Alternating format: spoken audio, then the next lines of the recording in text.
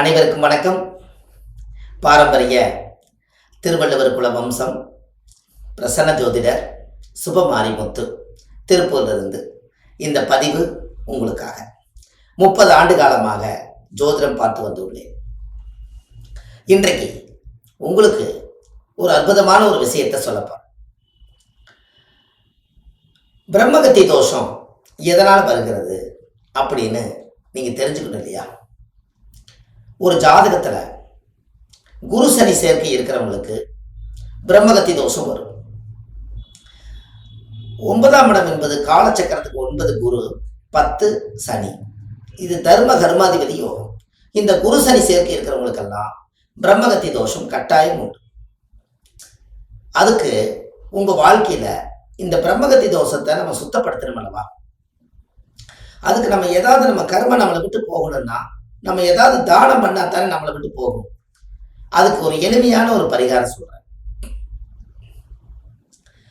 பிராமணருக்கு ஒத்த பிராமணருக்கு வெள்ளி சொம்பு, பித்தாள சொம்பு, காப்பர்ல சொம்பு,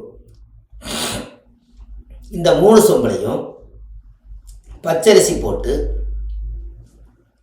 வியாழக்கிழமை அல்லது சனிக்கிழமை ஒரு புது தட்டில் மஞ்சள் வேஷ்டி துண்டு வெத்தலை பாக்கு காணிக்கெல்லாம் வச்சு, இந்த நாள் என்னுடைய பிரம்மகத்தி தோஷம் என்னை விட்டு இதோட நிவர்த்தி ஆகட்டுன்னு சொல்லி பிரபஞ்சத்துக்கிட்ட வேண்டிட்டு பிராமணர் கையில் கொண்டு போய் நீங்க தானம் கொடுத்துட்டீங்கன்னா அன்னையோட உங்களுடைய ஜாதகத்தில் இருக்கிற பிரம்மகத்தி தோஷம் உங்களை விட்டு போயிடும்.